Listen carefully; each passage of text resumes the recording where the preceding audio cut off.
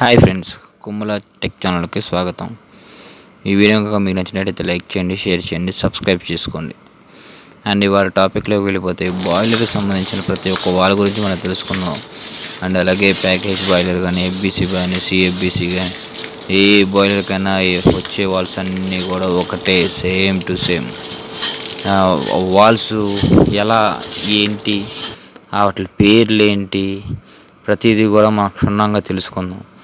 ఇది కూడా మీరు తప్పకుండా తెలుసుకొని మీరు రేపు ఎగ్జామింగ్లో వాళ్ళు చూపించమన్నప్పుడు తప్పకుండా ఇవన్నీ చూపించాలన్నమాట వాళ్ళకి. ఇది బ్లోడౌన్ వాల్. ఈ బ్లోడౌన్ వాల్ ఎప్పుడూ కూడా డ్రైన్ చేసుకుంటా ఉపయోగపడుద్ది. నెక్స్ట్ ఫీ చెక్ వాల్, ఎందుకంటే దీని లోపల చెక్ వాల్ ఉంటుంది కాబట్టి ఫీ చెక్ వాల్ ఇది తప్పకుండా. ఇది ఎన్ఆర్వి. చూడండి, ఎన్ఆర్విలో 3 రకాలు ఉన్నాయి. అది చెక్ వాల్ ఎన్ఆర్వి, ఇది ఎన్ఆర్వి అండ్ మోబ్రీ. చూడండి, మోబ్రీ వాల్స్ అనేది ఇలా ఉంటాయి అన్నమాట. మోబ్రీ అనేది auto system.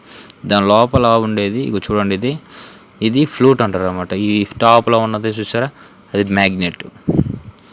Next glass cork. ఈ గ్లాస్ కార్క్ మనకు వాటర్ లెవెల్ చూపించేది. ఇది ఇచ్చేసి గ్లోబ్ వాల్ అంటారు అన్నమాట.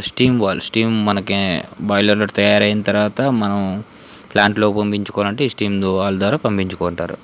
నెక్స్ట్ ఇది వచ్చేసి మనకి ఎయిర్ వాల్.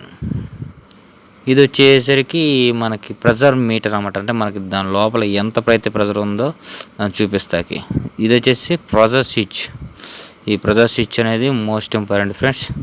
ఈ ప్రెజర్ ఎక్కువైనప్పుడు ఈ ప్రెజర్ స్విచ్ మనకి చాలా ఉపయోగపడుద్ది. నెక్స్ట్ ఇది సేఫ్టీ వాల్ అనమాట. ఈ సేఫ్టీ వాల్ మనకి బాయిలర్ లోపల ఏదైనా స్టీమ్ ఎక్కువైపోయినప్పుడు దీని నుంచి బయటకు వచ్చేస్తాం అనమాట.